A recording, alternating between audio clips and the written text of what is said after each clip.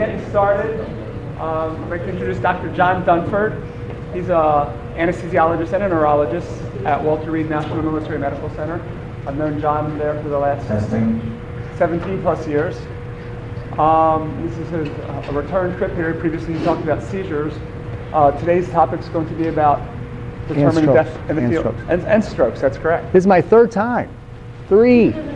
He still comes up from the DC traffic. It's amazing. I just got out of that trip. Exactly. Today's topic is going to be determining death in the field. Oh my God. I just like you guys so much. That's really what it is.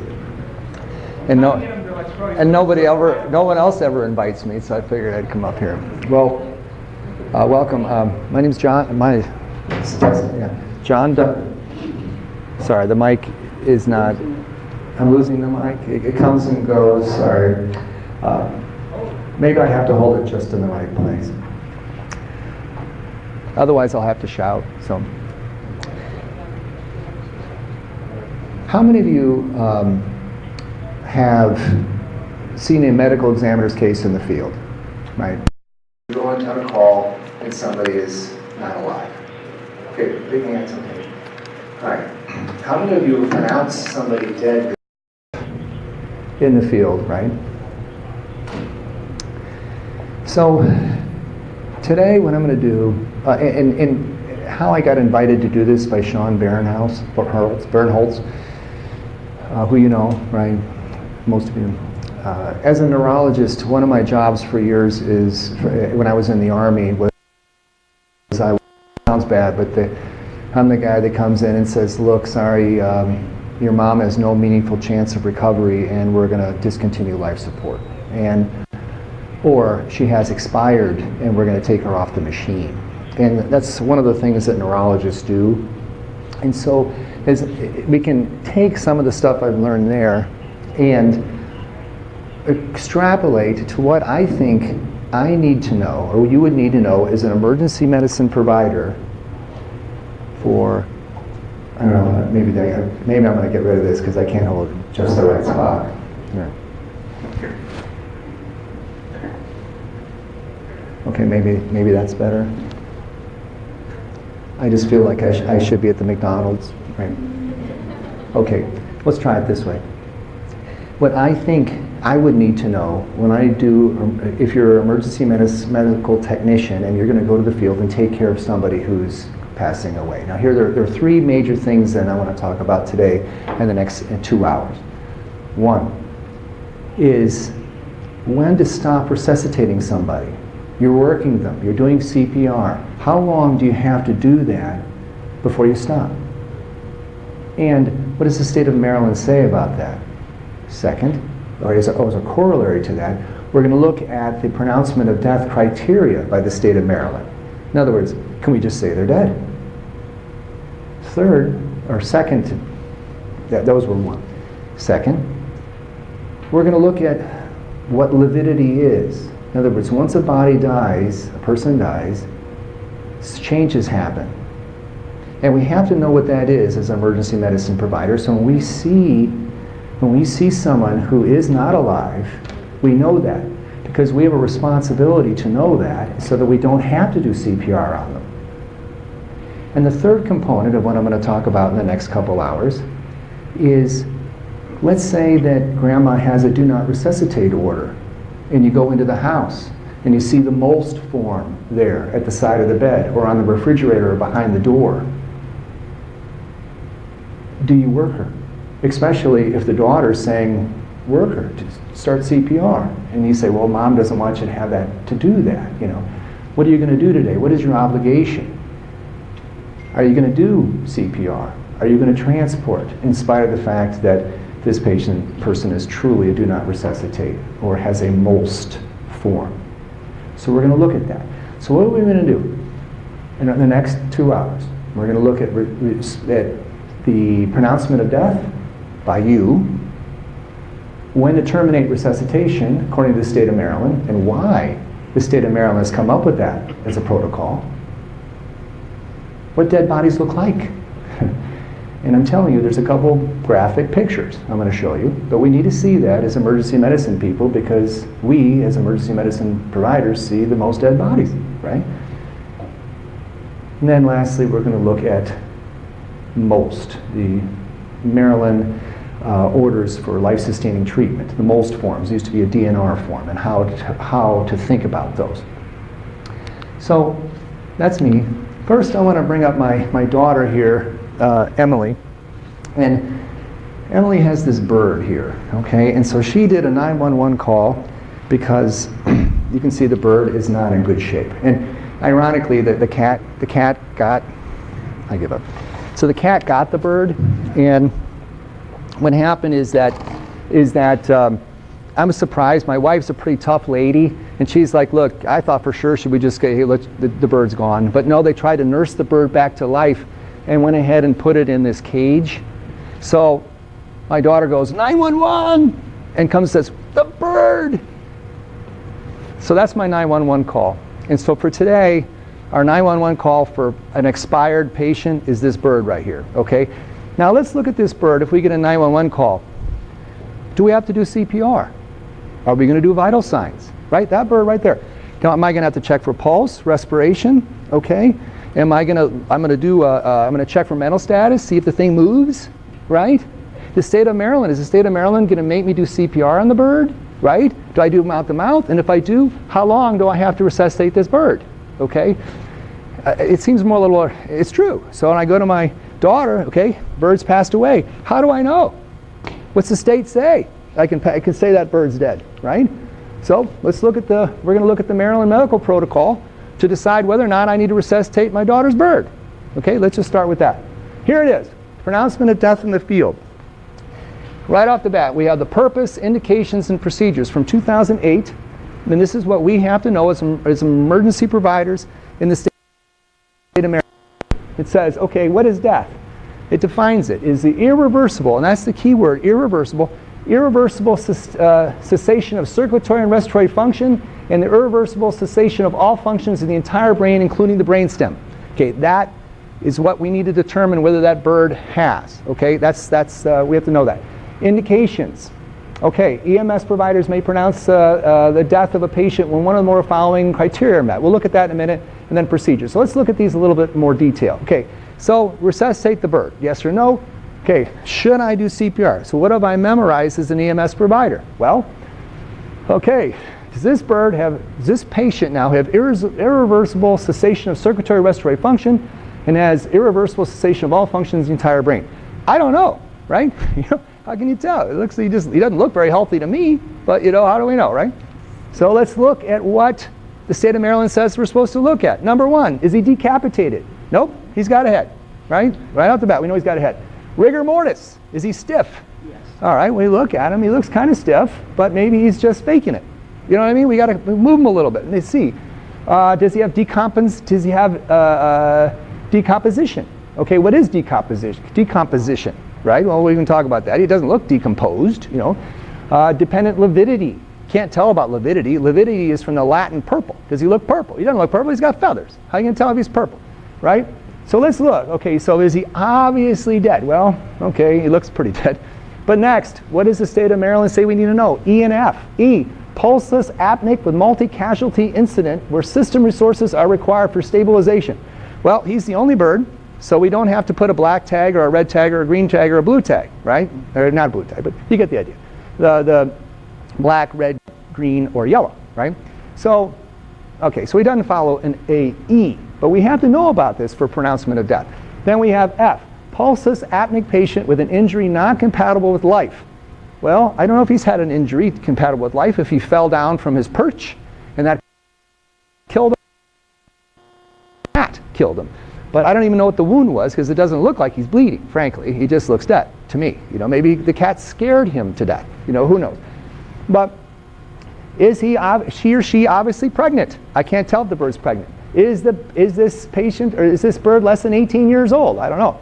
All right, so when we look down our list, okay, I can't quite tell if he's in rigor mortis and has dependent lividity. Okay, he's not mass casualty. Is he pulseless and apneic with an injury non-compatible with life? How, as a paramedic, do we tell that? And then lastly, it says here, EMS provider has terminated resuscitation per termination of resuscitation protocol, which we're going to look at in a minute. In other words, if we actually do CPR on our bird, when do we stop? Now, okay, well, what do they say next? Remember, this is all one page, pronouncement of death in the field. It says, confirm that the patient's unresponsive, pulseless, and apneic. Check. I move the bird, doesn't move, right? I feel for a birdie pulse. I don't know where I'd feel, but you'd feel the pulse. But we'd, and then, or the brachial artery if it was a kid. But either way, we check for a pulse and CV's apneic. All right, so now what do I have to do? I got to do an EKG, don't I, right? So it says the patient who meets the criteria in 2E, remember 2E was this. Okay, is it an emergency? Well, you know, is it a mass casualty? Well, no, it's not a mass casualty, so it's not 2E. But then it says maybe black tag during triage, but asystole must be confirmed. Okay, but how about patient who has met criteria 2F? F says patient pulseless, apneic with injury not compatible with life. I don't know if he has an injury not compatible with life. How are you going to tell, right? So must be confirmed with asystole. So either way, for me not to work this bird right now, I got to put an EKG on him, make sure he's asystolic, according to the state of Maryland, right? That's what I got to do, unless he has rigor mortis. Okay, which if he doesn't have rigor mortis and he isn't obviously dead, I got to check for asystole. And if I don't, I got to do CPR, right? Now, if indeed he is stiff and he's in rigor mortis, then what do I have to do? I document the exact time and location that I say that bird is dead. And I say notify law enforcement. In other words, is this do I think foul play has occurred here? In other words, do I need to call now maybe the cat needs to be arrested. You know what I mean? Who knows? But there's foul play. And particularly, we need to see where the bird is. We're going to look at lividity in a minute and rigor mortis and all the different things we might want to do to protect the scene. Some things that we could do to determine why we don't need to move the body. So these very smart people that know what they're doing can say, hey, this body's been moved, it hasn't been moved, and look at the rules of evidence, especially when we anticipate foul play. But in our case, we know the cat did it, so he's busted, you know, there it is. All right, so this is pronouncement of death in the field. We have these three categories. It's only one page, okay? There it is. So this is our basic determination of whether or not this bird is dead or not. So according to this, I have to do an EKG on this bird to make sure he's asystolic if I can't show that he's not stiff or cold, right? Now, let's look at termination of resuscitation, okay? Because in this little box right here, it says the EMS provider has terminated resuscitation per termination of resuscitation protocol, okay? By the way, can everybody hear me? Thanks for, the microphone's a little tough for me, but I can just kind of shout and it's a little easier. So let's now, our next page is termination of resuscitation. Okay, now let's see what that says. It says purpose, contraindications. In other words, when I start CPR, when can I stop it? Right? Okay, well, let's take a look at this. We have purpose, the contraindications. When can I not stop CPR? Are they cold? If someone is truly cold, hypothermic. Okay, in other words, if they're caught in the snow and they're exposed. Are they submersion? In other words, are they drowning? Are they pregnant? And are they less than 18 years old? If any one of those things is the case, you will CPR them until they go to the hospital. Period. It's that simple. You're not going to pronounce it. So that bird was pregnant? You know, unless, of course, we're stiff, right? Okay. All right, we have obvious signs of lividity, which we'll talk about more in a bit. All right. Right now it says procedure, pronouncement of death in the field protocol. We just looked at that. And what does it say otherwise? If you start doing CPR, BLS providers, the patient must receive 15 2-minute cycles of high-quality CPR and 5 AED analysis immediately prior to termination resuscitation. There was no shock advised. And what is this?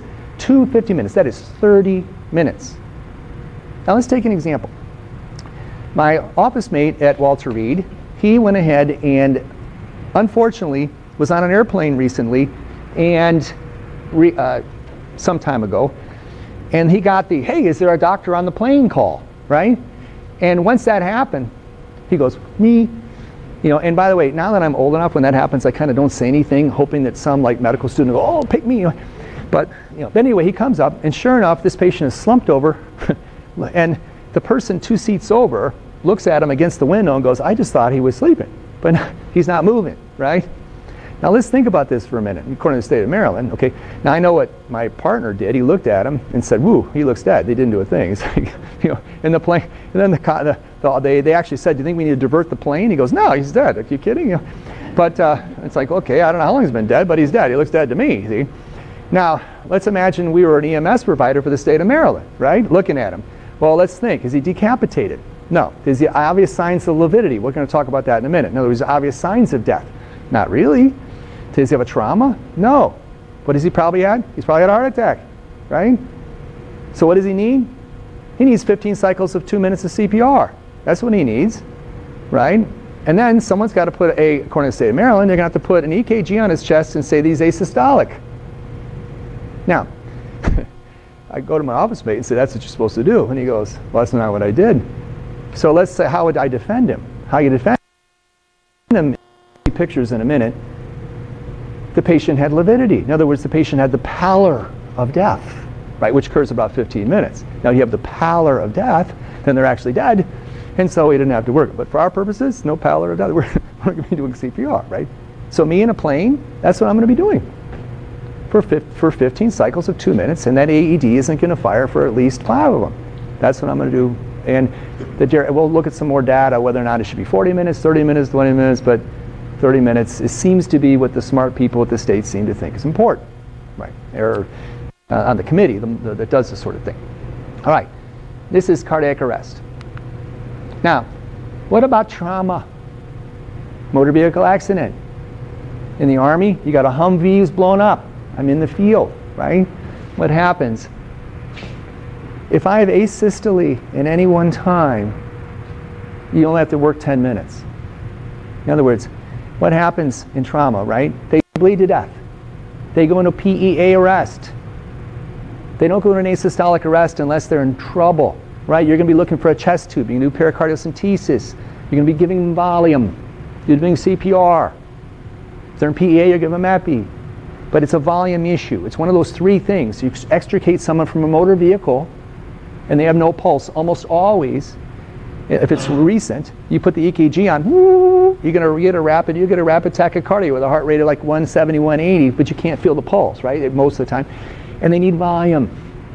Otherwise, a chest tube or centesis, right? But it's those 3 things. That's the basis of advanced trauma life support.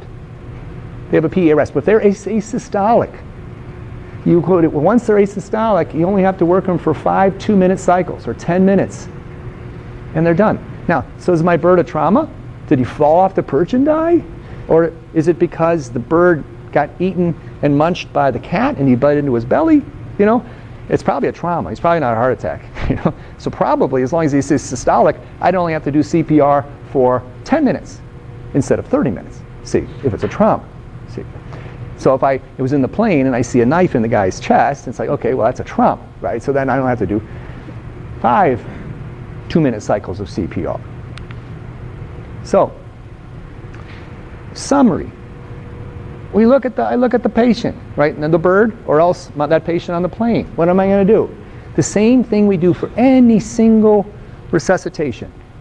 Always, right? It's, are they responsive? Pulse, respirations, call your 911, right? That's what you need to do to babysit. Everybody knows that, right? Those 4 things. Okay, is there obvious signs of death? We're going to talk about that in a bit, right?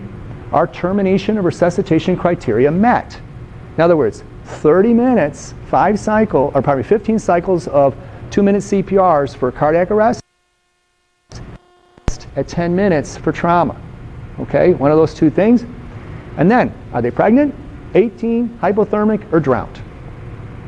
In summary, that is what the end-of-life decisions for EMS include. Now, there's an algorithm sitting right here that says exactly what I just said, and it's on page 72 of the Maryland protocol, okay?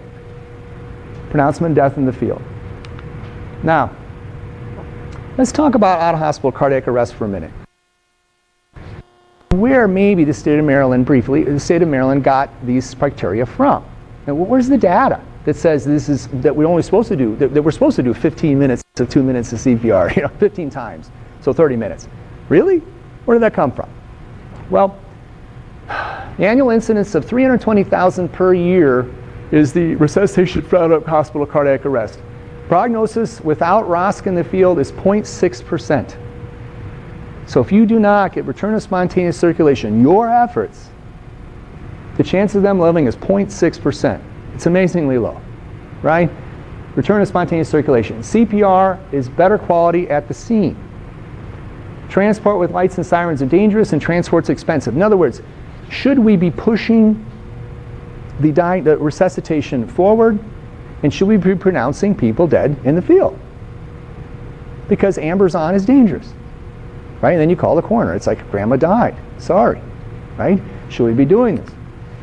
So, Ontario Pre-Hospital Advanced Life Support Group, the OPALS. The OPALS study tried to answer this question. In Ontario, they have an organized system there. In the 90s, they said, look, we got these fancy paramedics with these BLS and ALS units and defibrillators. Should we be investing the money to send these units out all over Ontario to resuscitate people with cardiac arrest? That's the question they're trying to answer. Is it worth it for trauma? Is it worth it for cardiac arrest from a heart attack? Or is it worth it for respiratory urgencies? Are these ambulances a waste of money? Right? That's what they're trying to figure out.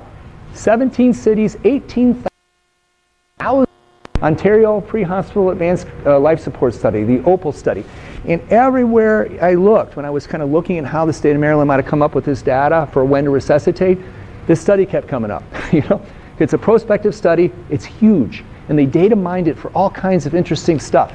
And what did they say? For cardiac arrest, they said, our ambulances can work if we get a 2% difference in survival. In other words, 2% of the time, those ambulances can make somebody, can save a life. So 2 out of 100, right? For major trauma, okay, the study could potentially look for a 3% difference or improvement.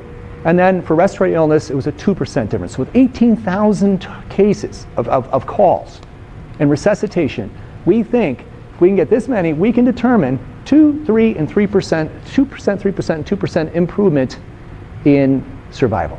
That's what it's weighted to do. And what did they find? Well, with the cardiac arrest component, what did they say? Well, they had phase 1. They sent BLS units with just basic, not paramedics, with just basic life support. And they found that basic life support with bystander, okay, first one was bystander CPR, significantly improved survival. So if you can train everyone, to do bystander CPR, you're going to improve survival. That makes sense. This is why, when the kids go to learn to babysit nowadays, they have to take that class. Got to do CPR. That improves survival. Not a surprise.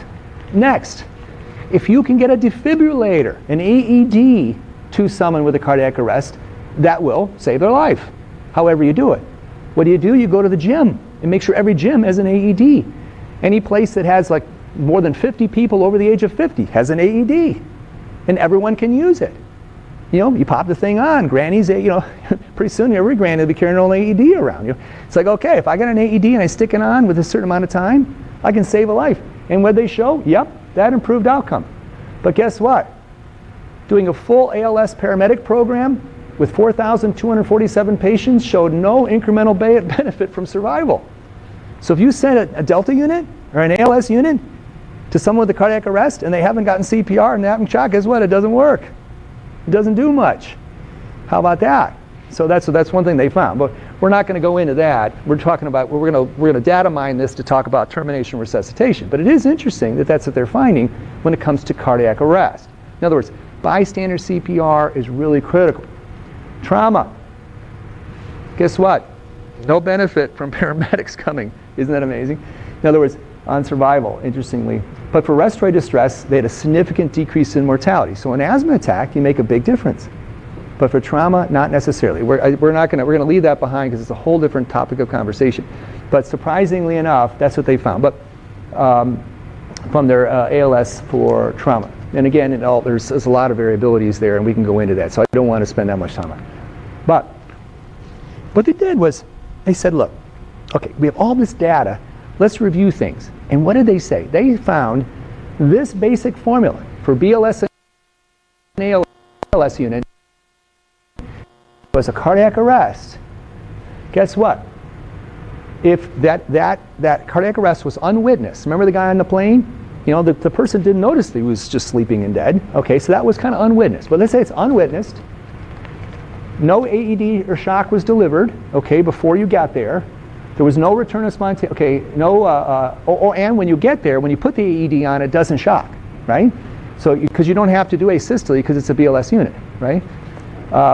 No ROSC. It was unwitnessed by a bystander, and there was no bystander CPR. So if it was unwitnessed by a bystander, unwitnessed by EMS, no bystander CPR, you get there and the AED doesn't fire, guess what? They're dead. In other words, this is this formula. And New England Journal came out with this paper here in 2006 that validated that. I know it's small in the bag, but it says that, that indeed this criteria could work. Could work. And that's for medical trauma. They also applied it to trauma, and they found that from this data, they said, look,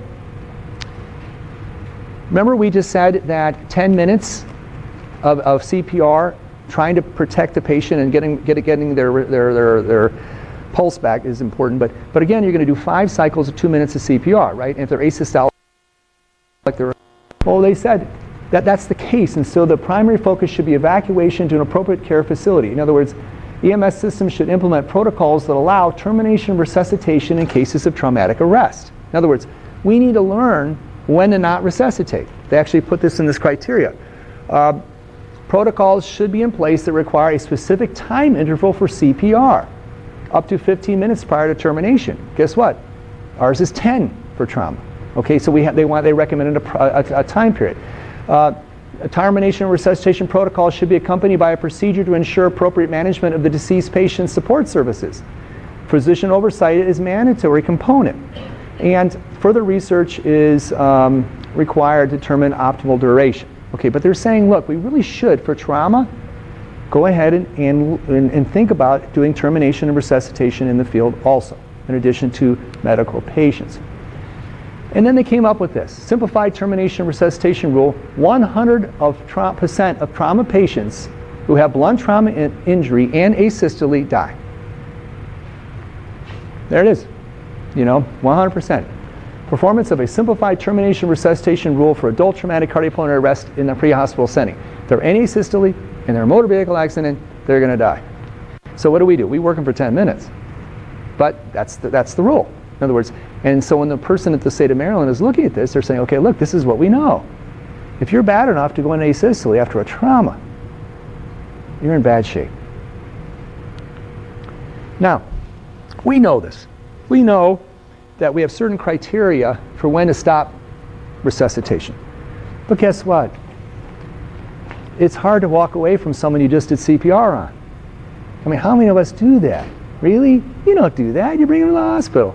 Plus, I'm told that the hospital gives you $3,500. They get $3,500, someone once told me, for pronouncing them dead. They want the money. Are you kidding? You're not going to leave them there. You get the money. Who's got the guts just to say, hey, call the coroner, call the morgue, they're dead.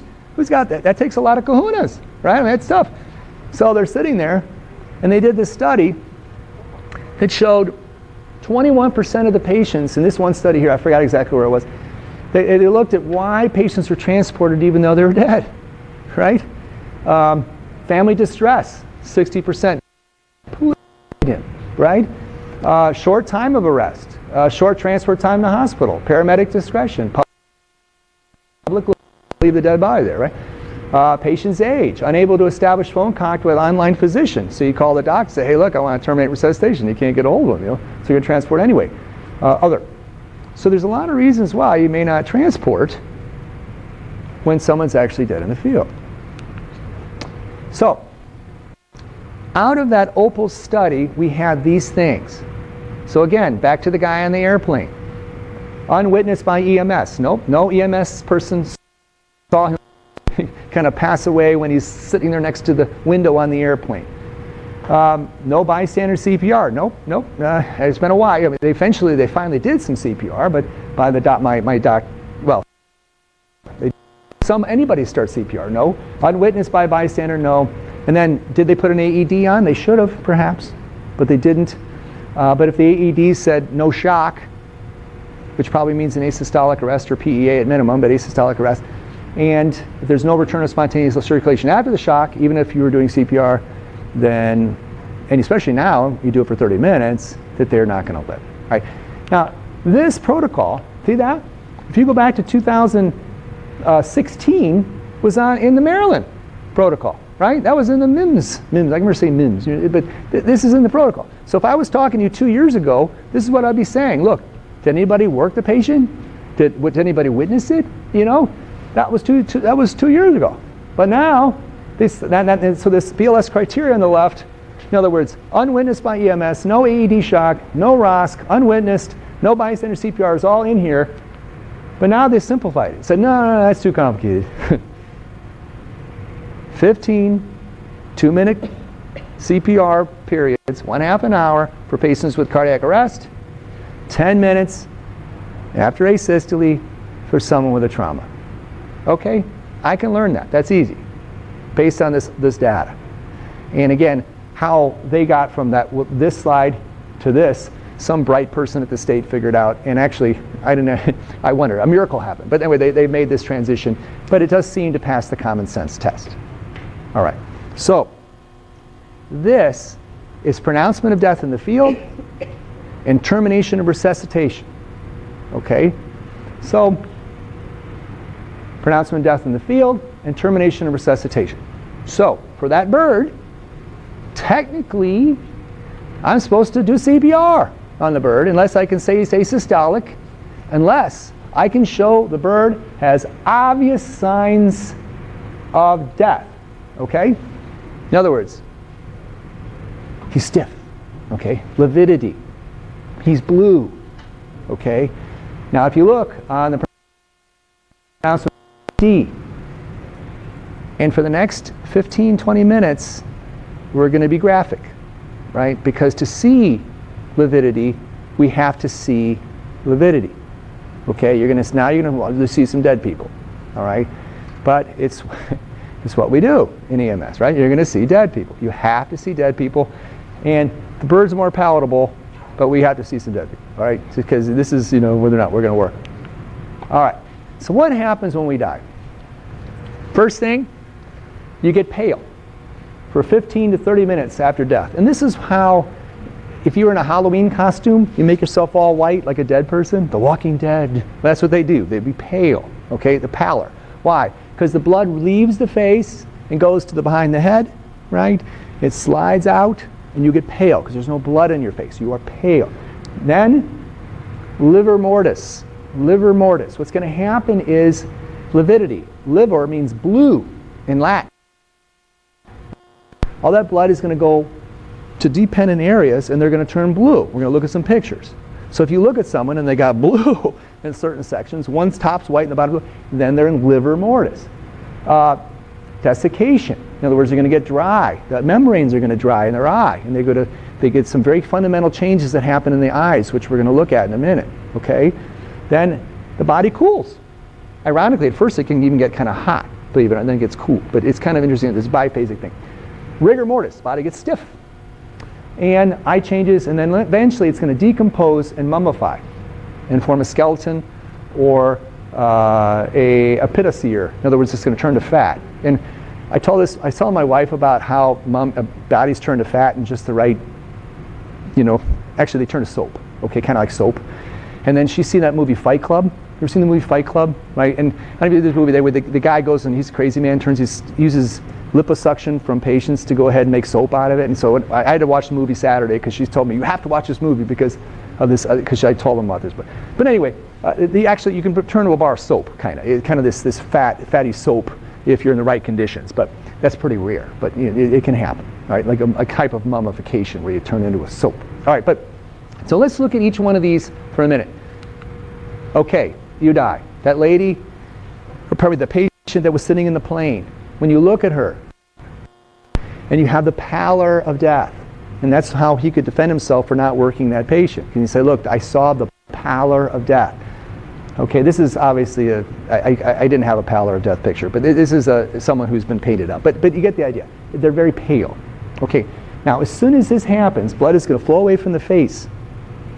And what's next going to happen is the eyes, rigor mortis is going to set in. And the eyes are the first thing to get rigor mortis. We're going to see this. It happens in an hour. And if you don't close the eyes will be stuck open for days. And you won't be able to shut them, right? And some changes in the eyes we're going to look at in a minute happen. This is why you see, you know what I mean? Put little coins on them, you know, make sure they stay closed because you want them popping open again because then, you know, you got to put them in a coffin, their eyes are open. That freaks people out, right? So, mortis, that's the first thing. Next, let's look at lividity, also known as hypostasis. Another word for the color change is standing underneath in Greek. The settling of blood in dependent portions of the body. Okay, so now when we approach the corpse, we're going to be thinking, okay, do I have dependent blood? Okay, now we're going to get a little graphic. Okay, it starts in 20 to 30 minutes. It's noted on exam at about 2 hours for sure. Okay, the pallor's at first. Now we're going to get it at 2 hours. It's going to maximize at 12 hours, but if you push on it, it blanches for about 12 hours. Okay, and then the capillaries bust and it doesn't blanch anymore, okay? It can move around for about 3 days, and wherever it's dependent is going to get white because it's being smooshed on, okay? And the only way to do it is take some pictures and look, okay? Now, when you're supine, the white's going to be on the back, okay? When you're vertical, you're hanging, it's going to be dependent. Drowning, it's going to be in your upper chest. And face down, it's going to be on your face. All right.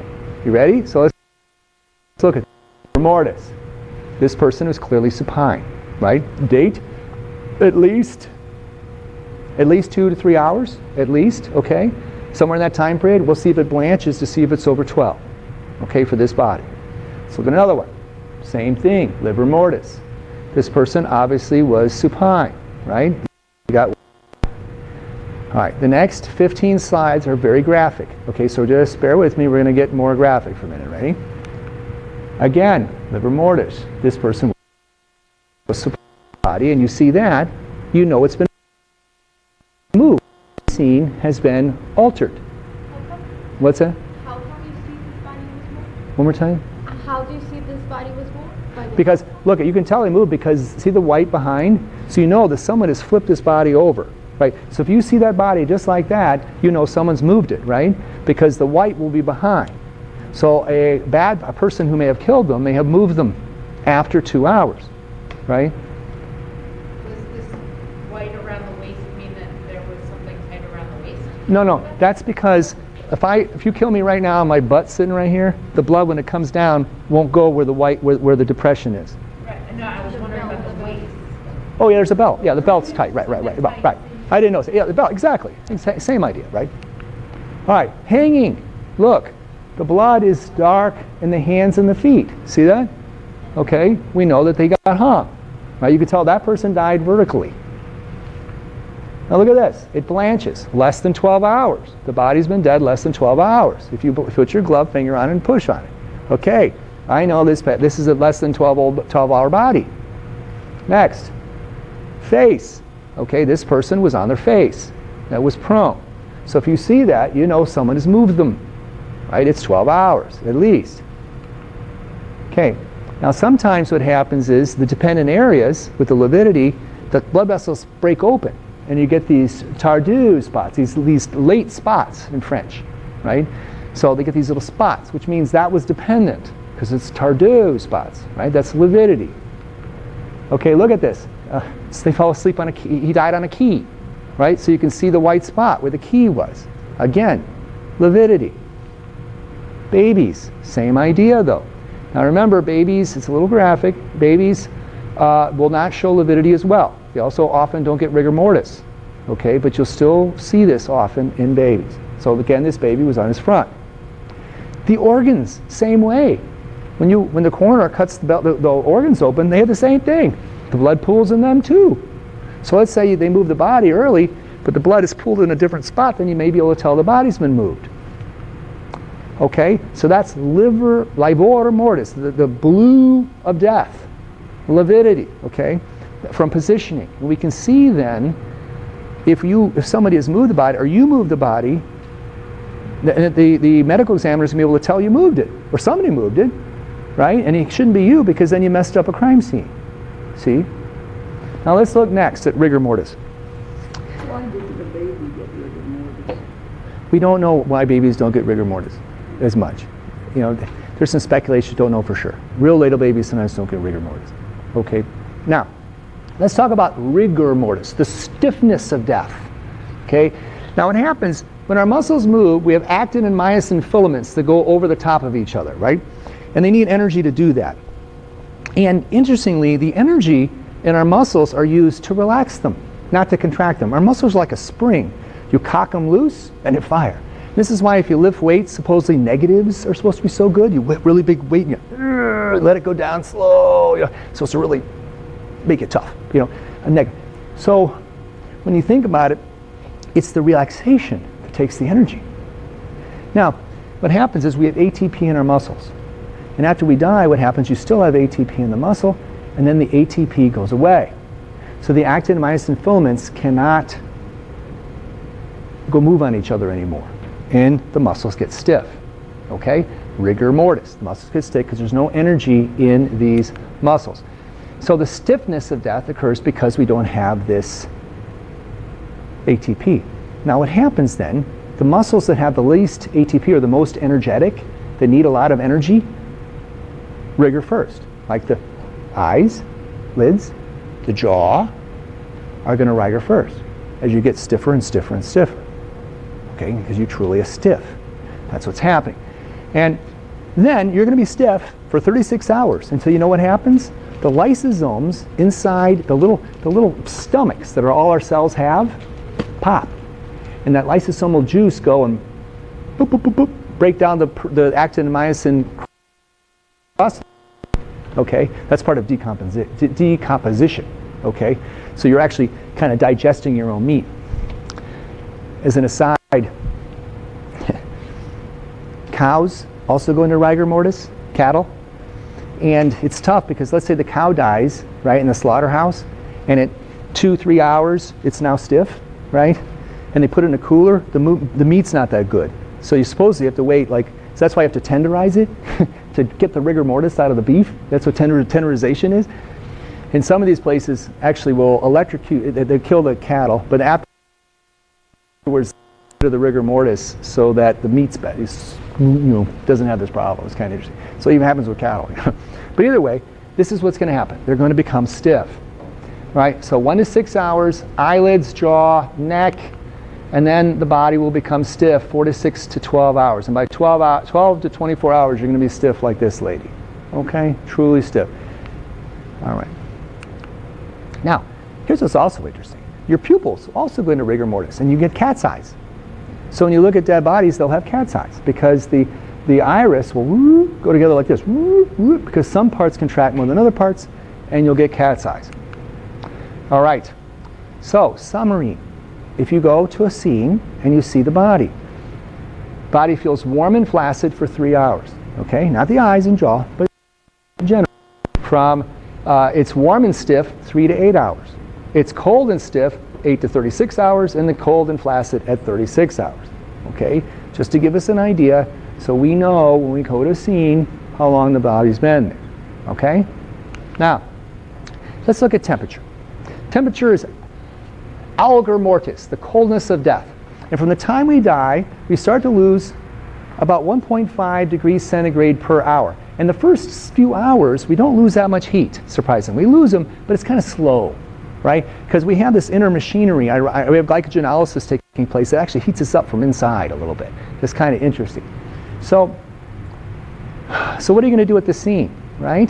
The person who takes the temperature, and this is the first thing that the medical examiner might do to see how old the body is, they're going to put the thermometer either one of two places, in the rectum, really deep, or they're going to stick it in the liver.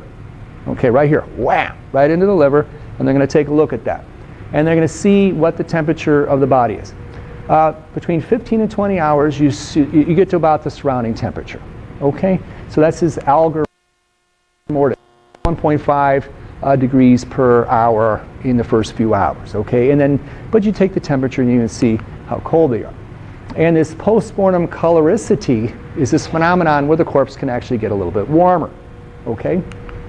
So then we got them cold, we got them stiff, we got them pale, and we got them with lividity. Also, they're going to desiccate. They're going to, all the mucous membranes are going to get dry. And if the eyes are open, you get these things called, the eyes will get this little black mark on either side that is very characteristic for death. And this is very characteristic in apparently in old France, in like 17th century France, the sign for death was this tache noire or something like that. I'm not cultured enough to say it, but tache noire. It's I see the tache noire. You know, okay, that means they're dead, right? Okay, and because they didn't close the eyes, okay, or they closed it not quite all the way, and that's just the dryness of the eye giving this dry eye look. Okay, this is desiccation, the tache noire. It sounds better, tache noire, right? Okay. One last thing about rigor.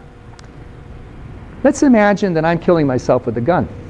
If I kill myself with a gun, my hand will be holding that gun very tightly.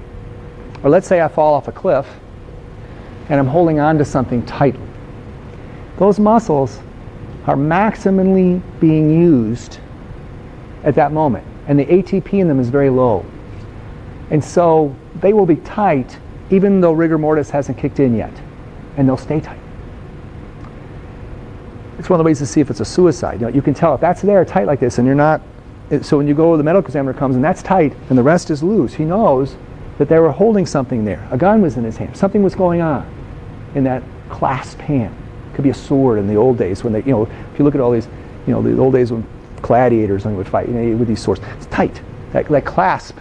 High levels of emotional, physical distress before death. That's what that means. Okay, we talked about this. Again, warm, stiff, warm, flaccid, warm. Okay, we got this cycle. All right, so this is the basic components of lividity. Now, state of Maryland says we need to know this, right? It's pretty obvious, right, that that's what's going to happen. Now, let's look briefly at decompensation. What's next? And this is the most graphic, okay? After a day or two, it starts to stink, all right? And you go in the house, ooh, it's stinky. Okay, why? Because these lysosomes are causing the body to decompose. The body will start to eat itself up. Not only each cell with its little lysosome eating the cell from the inside, but your gut bacteria go crazy. And they're blah, blah, blah, blah, blah, blah. They're going nuts because there's nothing to kill them. So they're digesting the intestines, right? And the intestines are going to pop, and then stuff's going to come out either side, as you decompose. And what's going to happen then is a series of things characteristic happens. We're going to look at the first week, but 2 to 3 days, you get this green spot right here, and it's right here. It's not there, it's not there, it's not there, it's there. It's this bright green spot. I'm going to show you a picture of it in a minute, okay? Next, you're going to get more green. And you get a marbled appearance at 4 days to the veins. Next, you're going to get, at 5 to 6 days, the skin blisters off. So when you go into someone's house and it looks like they've gotten a bad sunburn and they're all blistery, we're at 5 to 6 days. But the nails haven't fallen off yet. Nails are still there, okay? Then, abdomen gets tight, the nails fall off at about 3 weeks, and then if they have a face that's totally unrecognizable, you're about 3 weeks to a month, okay? And a lot depends on whether insects can find the corpse. Insects they love corpses. And so if they're not cold, there'll be a lot of insects. Okay, they like corpses. All right, a few pictures. Okay, a few pictures. Okay, look at the green spot. See that? Right lower edge, 2 days. That corpse is 2 days old. It's got that bright green stuff. Marbling, 3 to 4 days. Marbling in green, 3 to 4 days. Okay? Stinky. Skin falls off, 1 week. Okay? Nails still on, skin falls off. Okay? Bloats, 2 weeks. Really bloaty, 4 weeks. Unrecognizable as a human almost. And then eventually mummification, skeletalization, or they turn to soap, which is the bottom. Okay? All right. Graphic. But there it is. Okay. So what have we talked about so far because we need to break? Okay, and it's, by the way, I was actually eating my lunch while I was doing this, and I thought, boy, I must be a doctor. I'm eating my lunch because it kind of hit me like, whoa, that's tough. That's tough business because you have to find all these slides, and then you're looking at a zillion of them to find which one's working. I'm like, oh, whew, tough. And then finally it hit me, God, that's gross. And then I kind of felt queasy. But then I felt better. All right, so what have we said so far? We've looked at my patient, right? Do I need to CPR the patient? What does the Maryland say? It's like, hey, do I have obvious evidence of death with lividity, right? Is the head off? Is he falling apart? Is he stiff? Is he pale? Is he cold? Is he decomposed? If not, I have to do an AED him, and I have to do an EKG, make sure he needs asystole, and I'm going to have to work him for 15 2-minute cycles if he had a cardiac arrest, and 5 2-minute cycles if he's a trauma, ensuring he's an asystole in both types. And then I can pronounce him. Once we come back from break, we'll talk about MOLST and do not resuscitate. So when Granny's sitting there with her cancer and she doesn't want to resuscitate, how do we do that? So we'll come back.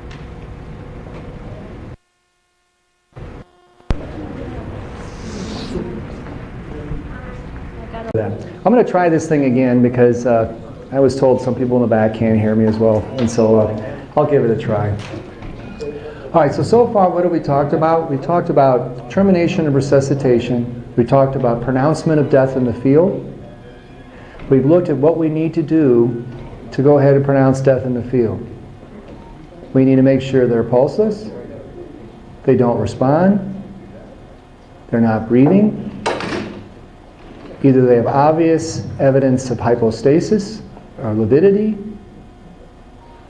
If not, if it's a cardiac arrest, they're going to need 30 minutes of CPR, and they're going to need an asystolic EKG. If it's a traumatic arrest, they're going to need at least 10 minutes of CPR with an asystolic EKG.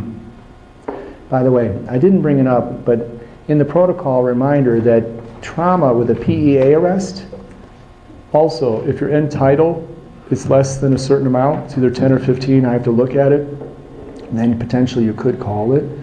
But again, I think that is too difficult at this time, in my mind's eye, to really make that determination in the field really, and frankly, if you have a PEA arrest, that maybe there's a structural reason why you could still fix that. In other words, it might be a tamponade or a tension pneumo or some more volume potentially could help the patient. So, but again, that's in the protocol if indeed you really are not getting at that moment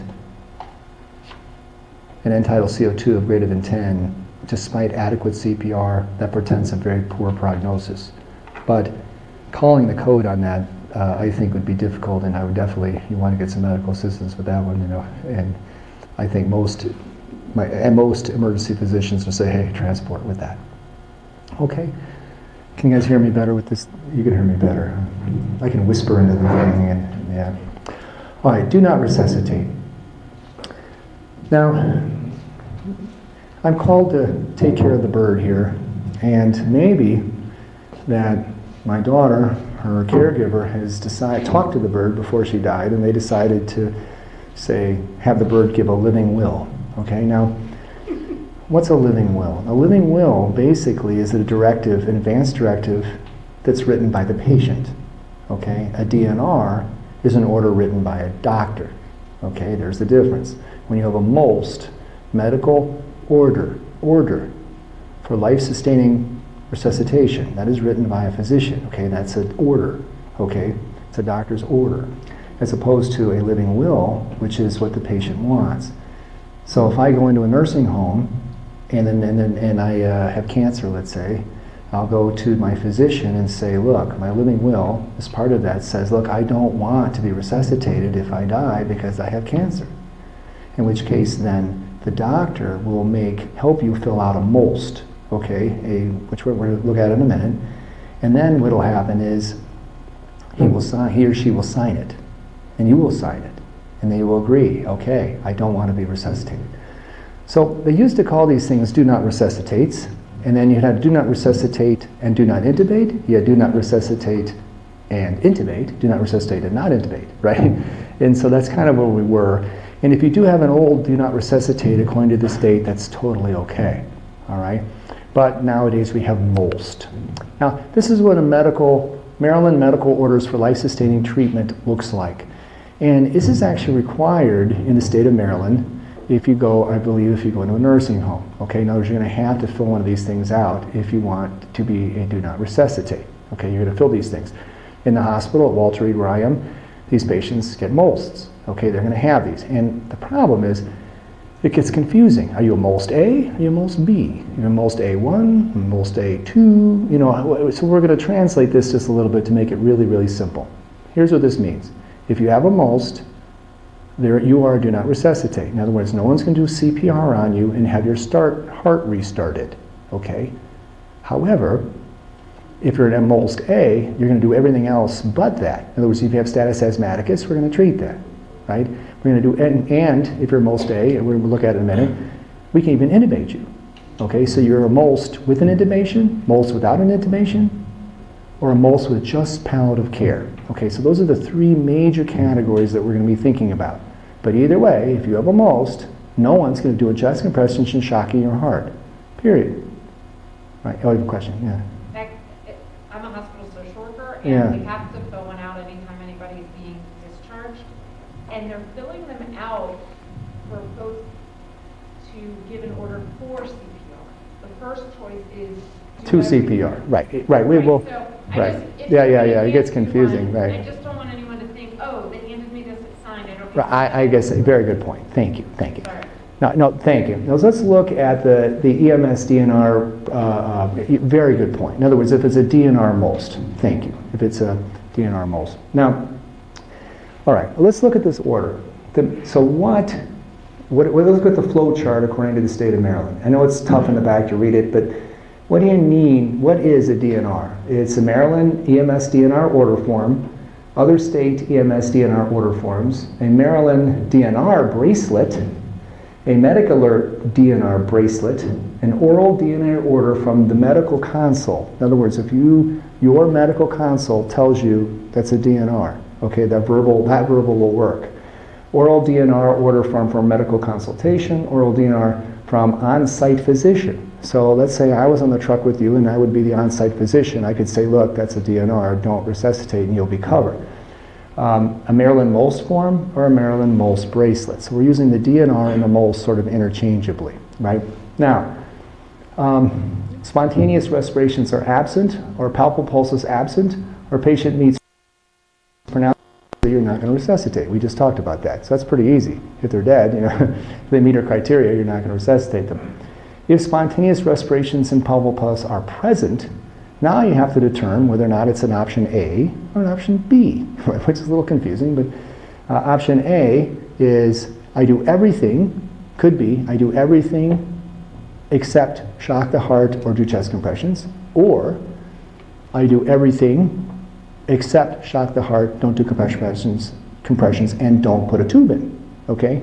So one is kind of like a DNR. So in other words, are you a DNR with a tube or without a tube, okay? That's the MOLST A. Then the MOLST B is truly palliative care. You know, grandma's got metastasis to her brain from her lung cancer, right? She's on her last leg. She's dying anyway.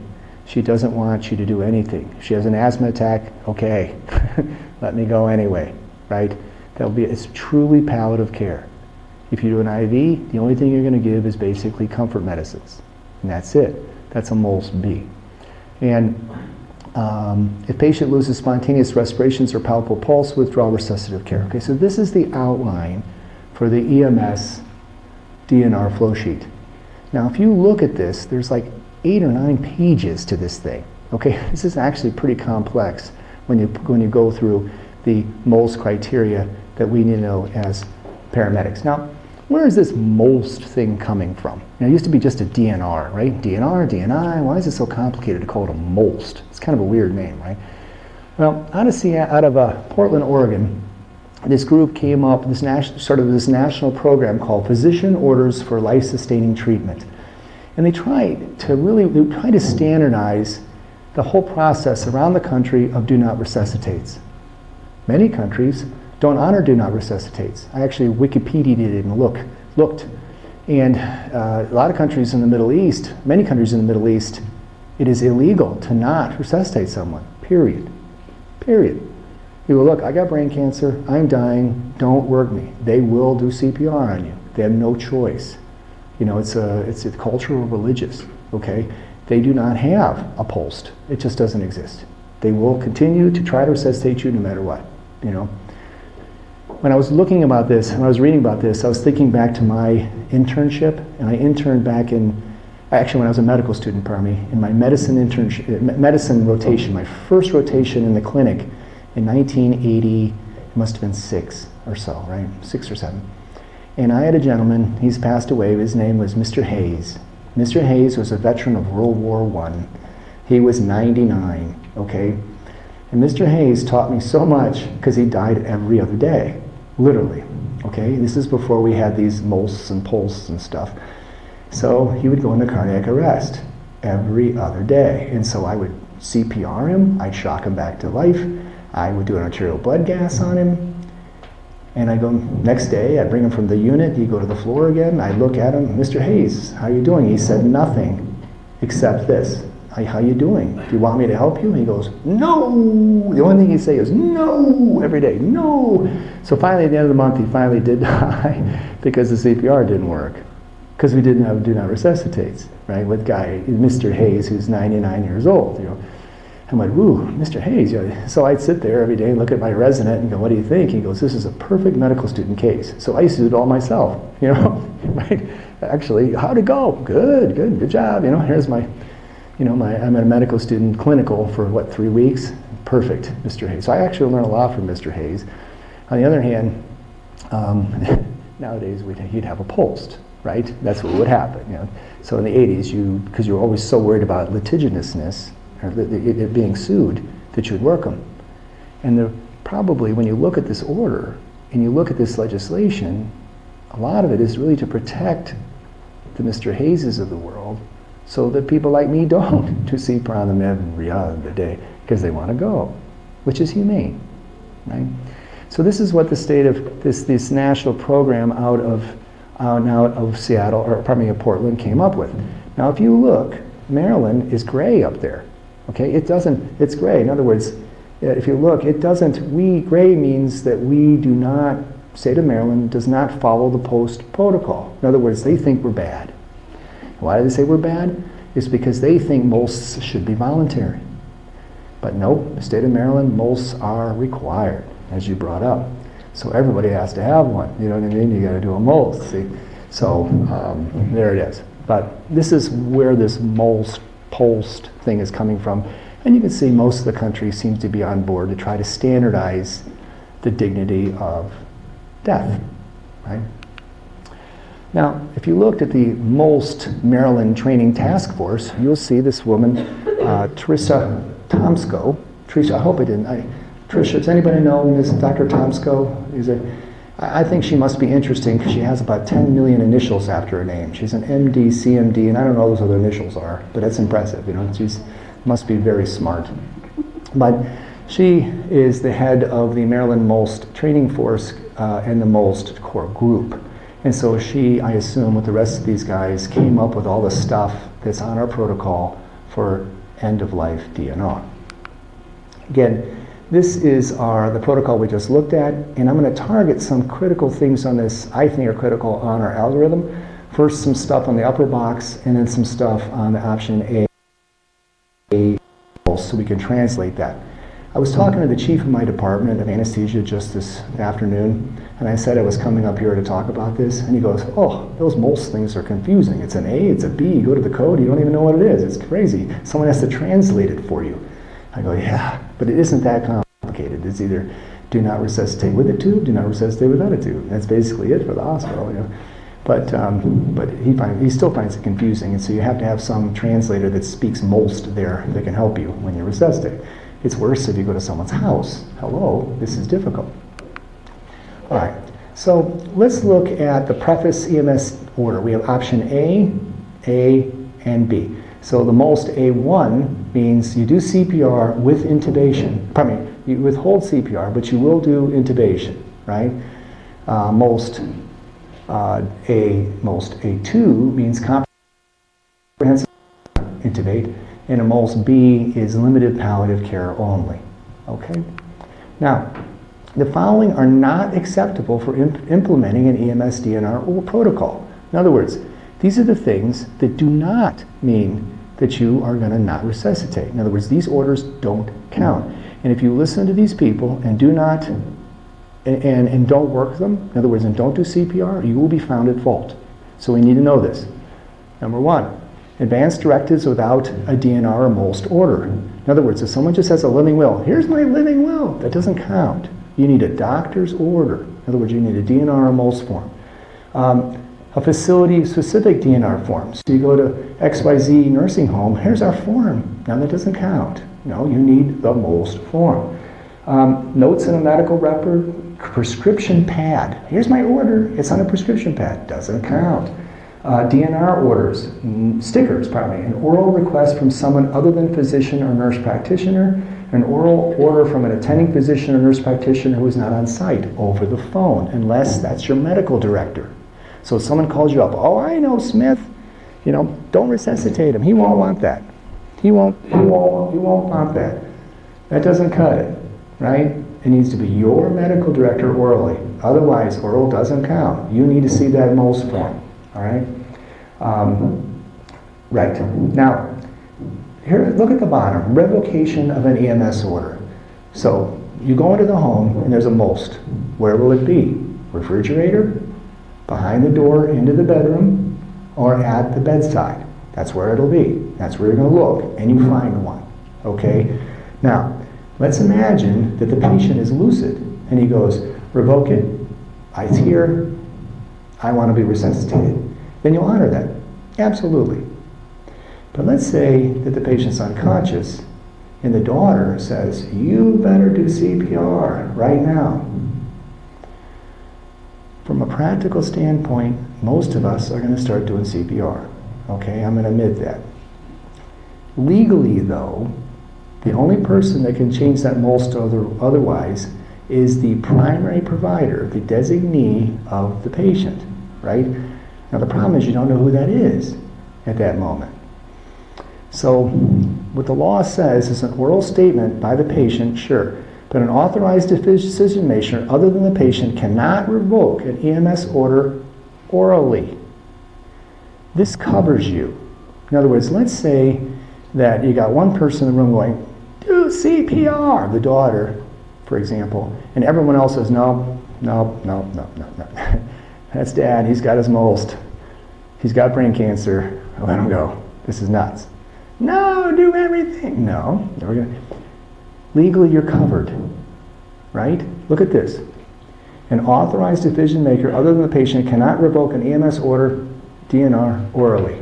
Now, if every single person in the room says work them, you can probably work them. In other words, this is protecting you if you don't. But if you do, it probably may not be the end of the world, and you have to really use your judgment. And you're going to call your medical director and say, hey, what do you think? I got a problem here, right? But legally, the legislators in the state of Maryland are trying to protect you from and help protect the patient from their family, if you will, or people that want them resuscitated. Now, where are these forms going to be? About the patient's wrist, hanging from a necklace or safety pin to the patient's clothing. Okay, that's where you're going to look. We already talked about this. In medical facilities on the patient's chart, in residences and down in the patient's bedroom door and in the refrigerator. Schools and educational institutions in the nursing office, family or retrieve the original EMS DNR order prior to the ambulance's arrival. In other words, if they anticipate that person has a MOLST, they need to be giving it to you. In other words, you need to be able to see that, because without it, they're going to get resuscitated. right? If you don't have an order, you don't have an order. You're going to resuscitate them, so you need this form. All right, now, let's look at each options a little more carefully. All right, first we have the MOLST A1. It says maximal restorative care with intubation before arrest, then DNR on an EMS DNR order or MOLST form. Okay, so the patient shall receive the full scope of restorative interventions permissible under the Maryland EMS medical protocols, including CPAP, cardiac monitoring, synchronized cardioversion for pulse-present ventricular or supraventricular tachycardia, cardiac pacing for pulse-present symptomatic bradycardia, insertion of IVs, drug therapy in an attempt to forestall cardiac arrest or respiratory arrest. In other words, everything you can do other than bang on their chest or shock them, but unless they have a pulse, right? Now, if you have synchronized cardioversion, they're an SVT or PSVT, or they have RVR from the rapid ventricular response because they're atrial fibrillation, you're going to shock them, yes. But if they have no pulse, you're not going to shock them. Okay, so that is a MOLST A1. All right. This option is requested primarily in long-term care facilities for those whose patients are on DNR orders who potentially prolong periods of time. Okay. Now, let's look at an option A, MOLST A2, which is comprehensive efforts to prevent arrest but do not intubate. In other words, it's exactly what we just did there, but you don't put a tube in them. Okay? So they're going to shock their SVT? Sure. But if they have no pulse, you're still not, and let's say they have a respiratory arrest from status asthmaticus, and they have to be intubated, you're not going to intubate them. Right? Yeah. So I was always confused by these options because yeah, it is confusing. When we do CPR, like you can't really have one without the other. Well, no, but you're not doing CPR. I mean, I'm sorry, not but like in resuscitative efforts. You're going to bag them, and you'll right. But what's going to happen is a do not intubate means you're going to bag them, but you're not going to put a tube in. Right. So I guess what I'm asking is like, why has there ever been times where somebody like has either been brought back without intubating or without like through version A1 or A2? I'm just trying. Sure. Asthmaticus, and you give me albuterol, right? A lot of puffs, puff, puff, puff, puff, you know. Or another example is, let's say I have AFib, and I'm singing in church. We had a patient that had AFib, she was singing in church, and all of a sudden she had rapid RVR. So all of a sudden her heart rate is 180, right? So you're going, whoo, she's got this RVR from her atrial fibrillation, but she has a pulse, but it's thready. Okay, so what are you going to do? You're going to shock her, right? So, but you're not doing CPR, but you're shocking her. Now you can bag her in that interim, sure, especially if she might be in congestive heart failure at that minute. But right. those kinds of people have MOLST, is what I'm asking. What's that? I'm oh yeah, everybody, she'll tell you. You got to pick one of these things, or you can say, hey, I don't want a DNR, right? But the state says, hey, you have to make a decision on this, right? Like me, you can resuscitate me all you want. Start my heart, it's totally okay, because I hopefully have more than a year left, you know. Yeah. So basically, so if you think about it, what's an A1, A2? You know, my grandma's in the facility. She'll be in there 3 or 4 years. She says, look, I don't want my heart started with a pulseless, but for something that potentially, most likely, I can't resuscitate from. Why? Because I don't want to be on a breathing tube, on a ventilator, in a hospital for months. And that's what they're preventing, right? So she says, look, I don't want to be intubated. I don't want you to start my heart if it stops and I don't have a pulse. Right. Now, let's look at the MOLST B, supportive care for control of signs and symptoms. So basically, it's just supportive care. Respiratory distress, you open the airway, non-invasive means, but you can't put anything in it. You know, so you can do jaw thrust, finger sweep, noropharyngeal airway, oropharyngeal airway, Heillich maneuver, but no laryngoscopy, no McGill's, no cricothyrotomy, no tracheostomy. Okay, so in other words, you'll try to open the airway. These are all the common ways that you open an airway without putting stuff in the mouth. Administer O2. Then If the patient is not on a ventilator and would benefit from oxygen, give it. If the patient is found on an outpatient ventilator and is not on cardiac arrest, maintain ventilatory support. So in other words, if you're already in a tube, you just keep it in and you keep going. If the patient is found in an outpatient ventilator and is in cardiac arrest, conduct online medical direction to consult about discontinuing the ventilator. Clearly, if you go into someone's house and they're already on a ventilator, you're going to ask for help, right? And to see what's going to happen. But really, what's going to, for the MOLST-B, you're going to sit and say, hey doc, this is a supportive care only, MOLST-B, intubated, what do you think? And they will decide what they're going to do with the ventilator to help you. Okay, but the MOLST-B conceptually means you're going to do the minimal amount possible to keep them comforted as they pass. That's what a MOLST-B means. All right, now, external bleeding, standard treatment for direct pressure and dressing. You're going to give them that. No, MOLST-Bs don't get an IV except for pain medicine, right? Immobilize fractures using skills and devices that minimize pain. Uncontrolled pain or other symptoms, severe nausea, you can treat them. Allow patient, family, or healthcare providers other than the pre-hospital provider to administer patients prescribed medicines. In other words, if they want to give them their regular medicines they got at the table, bedside, that's totally okay. Such healthcare providers administering medicine will not have to accompany the patient to the hospital. PCA systems are okay. For the patient with significant pain or pain with a prolonged transport, opioid may be administered, and therefore you can put an IV. Existing IV lines may be in place, and if so, shall be monitored to the extent possible according to the provider's level of certification and licensing. Now, here's what you don't do. So if someone is a MOLST-B, what are you going to, palliative care only, what are you going to do? No cardiac monitoring, including a 12 lead, no pacing, no cardioversion, no defibrillation. Initiation of IV therapy except for morphine and fentanyl. EMS-initiated medications except oxygen, morphine, and fentanyl. You give nothing else. You don't do CPR. You don't intubate them. And you don't give active ventilatory assistance unless on an outpatient ventilator. That's a MOLST-B. And conceptually, like I said, this is someone who's truly terminal and they're just ready to, they're in hospice. And that would be a MOLST-B. Okay? All right. So what have we said so far today? All right, so let's kind of review. We had three basic things. First, we looked at pronouncement of death in the field. We looked at what you need to do to pronounce someone dead. Well, do they have obvious signs of death? Are they pulsus apneic in a multi-casualty incident? Or are they pulsus apneic in an injury not compatible with life? All right? And what are we going to do? We're going to go ahead and make sure they're unresponsive, pulsus apneic, and we are, if they do pronounce them, we're going to document the time of death. Termination and resuscitation, we have an algorithm. Basically, we can divide it into two basic types, traumatic or cardiac.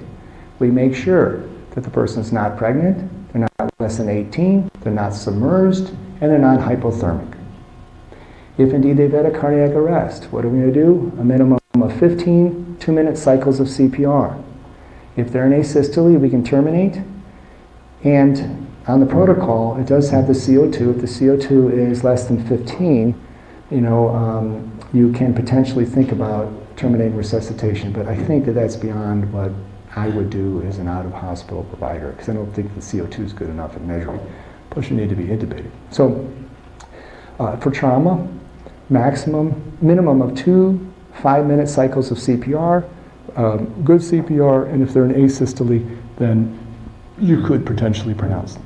All right, that is the termination of resuscitation.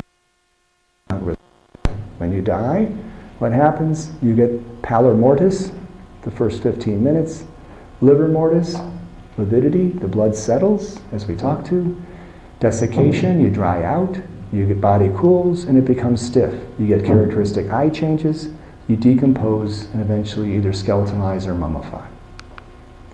And then we have our DNR orders, right, which is the MOLST form.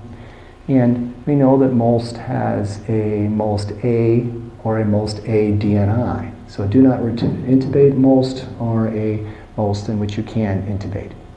Either way, if you do not have a pulse, you're not going to shock them, and you're not going to do chest compressions. If you're a MOLST B, you are going to do palliative care. Typically, you'll be in hospice, and you'll try to keep them comfortable. And if the patient loses spontaneous respirations or palpable pulses, you're going to withdraw resuscitative efforts. Any questions about death for the EMS provider? I might take this thing off. I had one thing in that regard. A lot of times we'll get called and the person's going to have a MOLST, they're on hospice or palliative care. The reason they're calling you is not to help, it's to pronounce them, because we won't know more patients until somebody pronounces them. So there's a conflict of interest there. Well, good point. Good point. Yep, conflict of interest. Right. See them. Right. What's, oh, with the mic? Oh. Oh, recorded one. The question is, or the comment is, it is not uncommon when we go to a nursing home or hospice to have a patient who is a MOLST B who has expired. However, the nursing home or the facility feels uncomfortable pronouncing the patient dead. And therefore, the EMS provider is called to go ahead and actually do the pronouncement of death in the field so that therefore the family can recover the body. Sir? You're talking about some things, but I think it's important for people to realize, like you said, you go on the scene, you find a person, lividity, they have lividity. One of the important things is to check, roll them over, look at a person before you start your CPR and all. You know, you get a call where somebody's in bed, they say they're warm, they're on the floor, look at them and see if they got lividity. See if they have rigor mortis. Right, in other words... I mean, I was a supervisor in the county. I've been on calls for one call in particular where they're trying to intubate somebody, and rigor mortis is out. So the comment is, look, just look to make sure that you do not have obvious signs of death before you try to resuscitate. And that's a very good comment that yes, it seems a waste to go ahead and do CPR on someone who's stiff, right? Any other comments or questions about this topic? You know,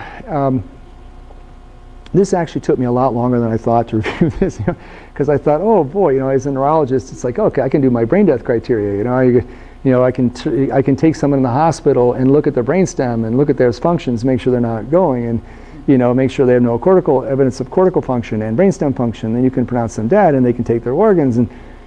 But really, this is a slippery slope. This topic is very complicated, very complicated. I mean, there's a lot of moving parts. There's a termination and resuscitation. Yep, that's the protocol.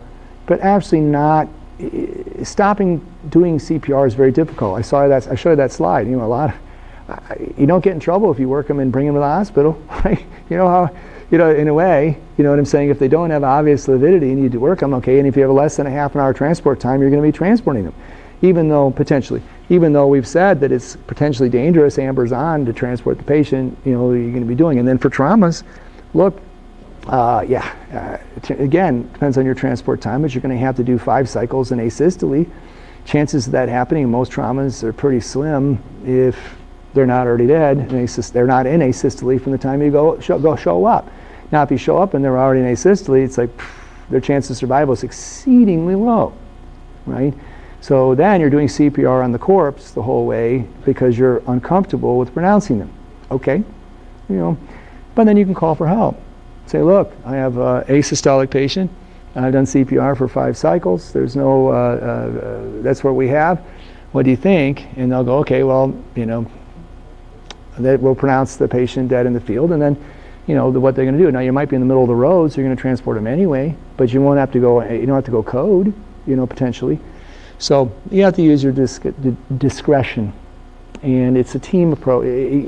You can't be in other words, it's a team approach, and we all have to work. You would work together to go ahead and take care of these patients, and because you have a lot of, you're not alone having to make these decisions, right?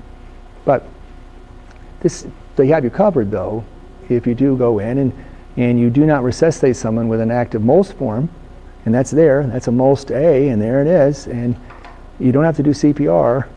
And if you do, I didn't show that there's legislation that covers you specifically, that you can't be held liable for involuntary manslaughter or all the rest, specifically, if you have a MOLST form signed and you didn't do CPR, right?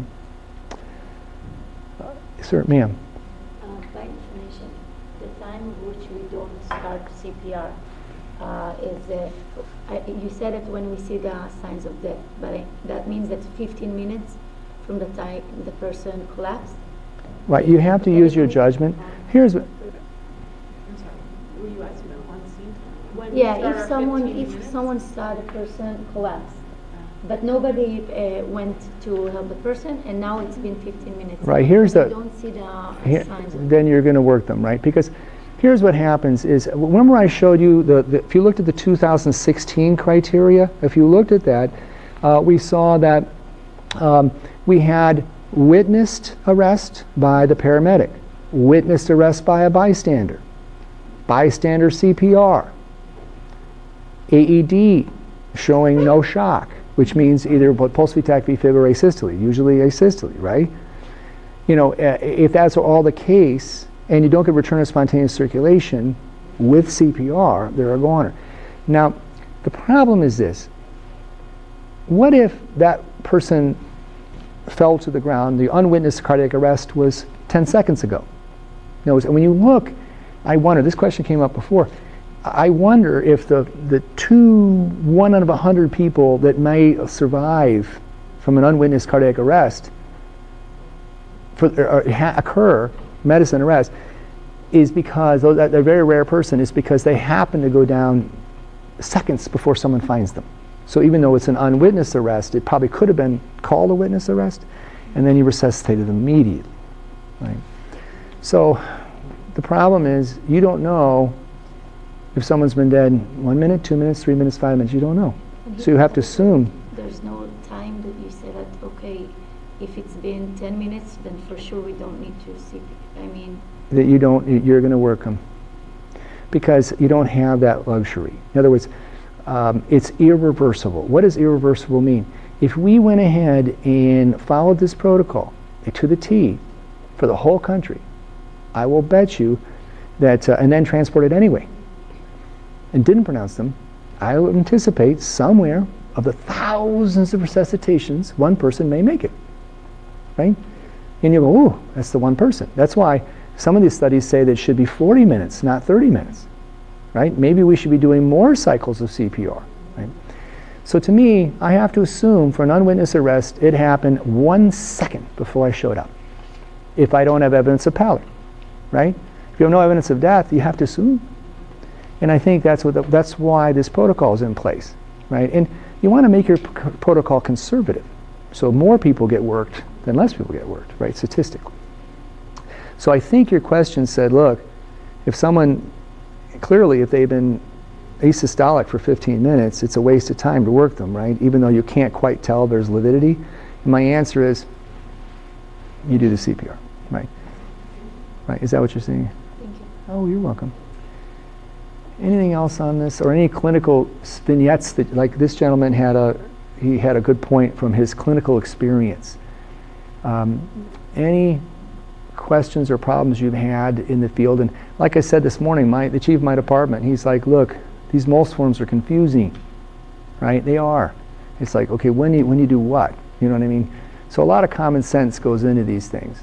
And to me, a lot of this is to protect the dignity of the patient who really doesn't want extraordinary things done to keep them on a ventilator for a prolonged period of time in the hospital when they have no hope of living. That makes sense. I mean, that's the end point. And so how do you facilitate death in a dignified way that respects their wishes, really? You know, and that's what this is about. Yeah. So 2 questions on the MOLST. I had a patient once that had both attempt CPR and option A check, and it was signed by a physician, signed by the patient. We go with attempt CPR, right? Like we call it no. Right, but see the problem is, right, it says attempt CPR on there, then you're going to, The attempt CPR was checked, and the MOLST option A was also checked. well then, what are we going to do? Oh, sorry, yeah, option So they, B was, no, what happened was, one of those was- here's the problem. You can, maybe you can help with this because you see these most ones, If you right? have it But, incorrectly filled out. Right. No, okay. right, it's not a, If they check CPR, then you're gonna do CPR. yes, and it's then going to be the most conservative, clearly, You have you know? contradicting MOLST separate forms, different dates. You go by the date.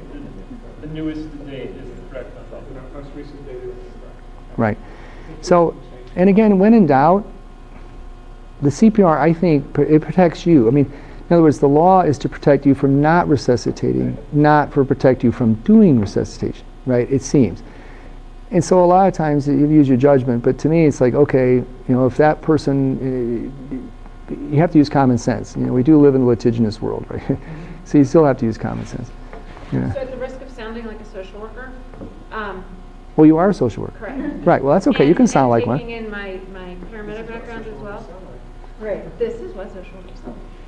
But also being a family member of someone who had a MOLST form or a DNR, you framed it as we're trying to, these forms give us protection from a litigious society for people who want to die with dignity. As a family member, I'm going to point out that we see this every day, and you know, riding the ambulance for as long as I have, which is not as long as other people have, we see DNRs all the time. We go, oh, you know, they're DNR. What do they want us to do? Just take them to the hospital? For the family, this is their DNR. This is their life with dignity, not their death with dignity. So one of the things we used to say about my brother is that DNR doesn't mean do nothing right now. Harvey and I ran him to the hospital, and if another crew had come, they probably wouldn't have done anything, but we ran him to the hospital, didn't do anything. He lived another 4 months. Against all odds. One of the valuable feedback pieces from both my sister-in-law and other families who I've met with as a social worker is when you come and you treat us as a comfort and a life, as opposed to others, you know, they're dying, you just take, it creates a different feel for both the patient who's trying to live with dignity and the family who's facing something they don't face often, although we see it every day. And it's just a reframe of the same. Yeah, you know, for me personally, in medicals, in the hospital, what happens? They die 15 minutes, 20 minutes later. Everyone's gone. You get an empty room. You go in. I'll come in like 30 minutes later, and I look. Oh yeah, it's definitely a corpse. But I don't study it anymore. Mostly it's to do paperwork. And then a gurney comes in, or a sarcophagus of some sort. You know, they put someone in it, and they try to cover it up so it doesn't look so bad when it rolls down the hall with whatever, you know, whatever camouflage is in. And off they go to the morgue, and some miracle happens, and off they go, and I guess they get buried wherever. But nevertheless, you know, that to me, before I actually looked at all the lividity stuff, for me, that this is all new. You know, I haven't seen that many dead bodies, really. You know, I was in the Army 8 years, but how many I see? They're all in the hospital, right? You know, it's like in the first few minutes, it's like, you know, to go in and have a smelly body that's been there for 5 days. You know, if the skin came off, it's 5 days. You know, the nails come off, then you know it's 4 weeks. You know, if they're green, you know it's at least 2 days or 4 days. You know, and it's kind of it is, but that's the way it is. It's part of life, I guess, right? You know, so I kind of learned from that myself, essentially. Tough topic, really. You know. Yeah. I was going to say something. It was nice to hear from you about the cost factor involved in taking someone to the hospital, because I had a phone call talking about money, they didn't have the money, this not to pay. You know, trying to explain to them that, you know, that priority 4 would probably most likely happen, but it didn't happen there because they gave another round of epi and the person got off the house. The end result was they were going to pass on, but it ended up happening at the hospital. But here you go, you got somebody, you're at their house, they know what the end result's going to be, and it's just another burden now on them with the cost factor involved in the hospital where they really, truly, were going to die. The ethics. But they were in a bind. They had to transfer. They had a fall. Sure. The ethics of end of life is very difficult. You have all kinds of layers. You have cultural norms. The whole concept of what death is, right? You have a religious component. I gave a talk on resuscitation to the neurosurgeons, and she just recently passed away, but there's been a corpse, a girl that died from, unfortunately in California, some years ago because she had a tonsillectomy. Then the tonsils bled afterwards, this young girl, and she drowned in her blood, right, if you will. And she had lots of swelling, and they couldn't intubate her, and she got anoxic disease, and she died. So she's dead, but on a ventilator. She's pronounced dead by the state of California. The family had the corpse flown to New Jersey, because in New Jersey, for religious reasons, a corpse can be continued on life support indefinitely. And she actually had a website, and for years, till 10 years, many years, you could go look at a picture of her, and there she is, and there's the mom sitting there. She's still alive. She moved, and there's occasionally, some involuntary reflex in her foot or something. So they've been watering this corpse on an intubator, trached now, so the face looks fine, for a decade. Because sometimes in kids, you can keep them going that long. See? And then finally, she actually did pass. Oh, she finally died. So then they went to the state of California and said, look, she's alive, pass. You know what I mean? For all this care. It's like, well, no, she's dead. And then you can imagine the corpse. The courts have to get into this. And then these religious folks from whatever denominations support her and give all this money to this family to keep this kid alive because they're still alive, because their heart and lungs are going for religious reasons, even though with liquefaction necrosis, if you do the CAT scan of her head, that's empty, literally, except for a little brainstem nubbin that's because that's what's going to happen. Any person that's dead for any reason, no blood goes into their skull. I'm just telling you, as a neurologist. It's something you don't think about. But if you die, even if your heart's going and your lungs are going, as soon as it gets to the skull, it doesn't go in anymore, period, right? And it's one of the ways to check for death, period, any kind. Even if your heart and lungs are going, because your brain swells and all the blood vessels get clotted off. I mean, they smush. And so when you do an angio, the dye goes right to the brain and then stops. So she has a little bit going to her brainstem, her medulla, just enough to keep their heart going, but she's still on a ventilator, right? That little teeny bit's getting blood, but nothing else in her brain is getting blood. In other words, her brainstem, even the brainstem's gone, right? Because her heart's beating on its own, right?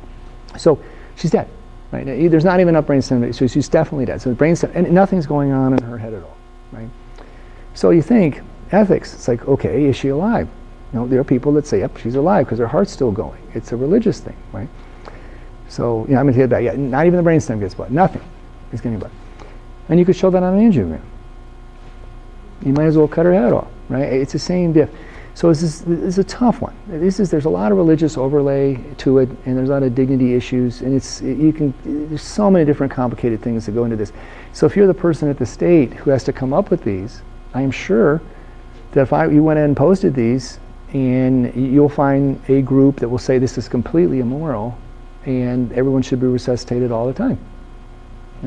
Right? With the DNRs.